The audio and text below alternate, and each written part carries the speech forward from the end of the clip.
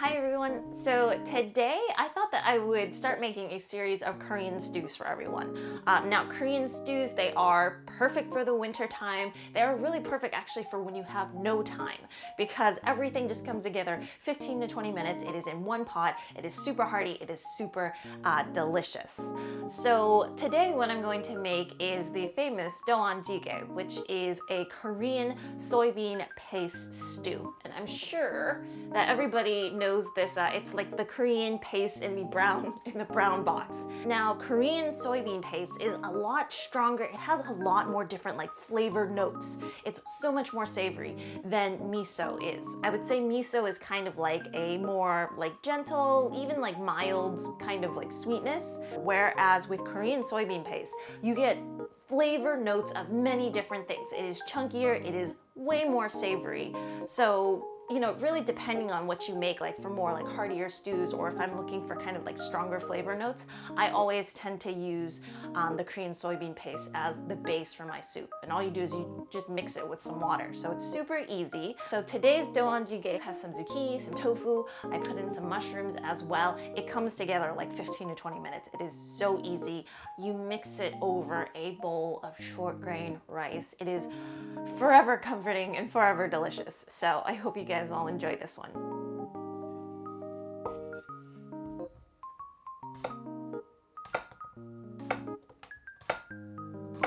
So I'm just preparing the main vegetables for this Doenjang Jjigae, and the main ones are usually like zucchini, or a type of melon that they use in Korea, and then potatoes. Then some tofu are going to be your mainstay. So if you needed to leave anything out, do so, but keep those things in.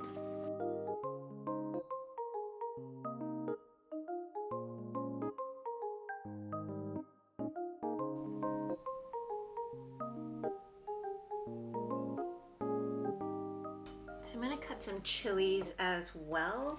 You guys know I'm not too good with spices, but usually some red and green chilies are used just to finish off the dish if you don't want it too spicy, or you can actually put it as the soup is cooking if you wanted a little bit more. So I have some kind of soft tofu. It's not crazy soft, but it's one of those medium kind softs. So I'm not gonna cut out too much because we're only making a serving for maybe one or two, so depends how much tofu you like. But you can see kind of the texture is in between that of super firm and I guess soft. It's kind of medium.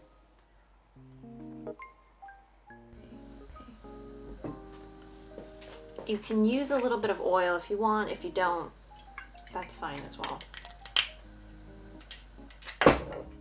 So first thing I'm going to do is I'm going to actually put my onions and potatoes in.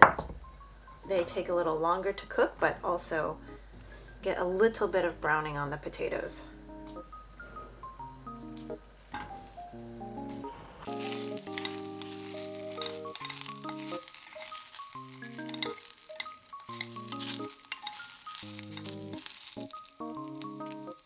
So normally for this step, I recommend like a kombu seaweed broth, but if you guys don't have it, just do like a really light sort of vegetable broth. I think everybody will have that.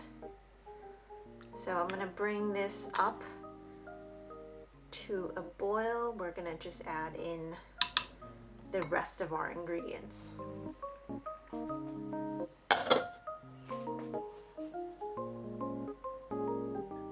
What I'm going to do now is add the Korean bean paste.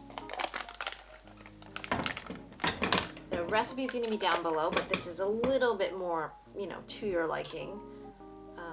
It's about 2 cups, so of a good whopping tablespoon or so.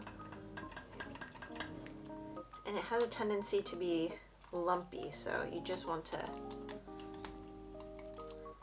make sure that gets itself sorted. Okay, bring it back up to a boil. I'm actually just gonna put in the rest of my ingredients. So put in the Some of the zucchini as well.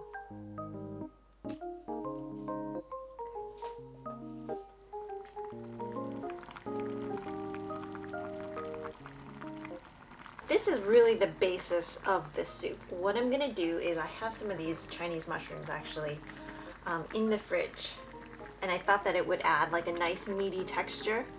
Well, yet another texture to the soup. You can do this if you want to. If you don't, just leave it out. So this becomes quite hearty when you add mushrooms in.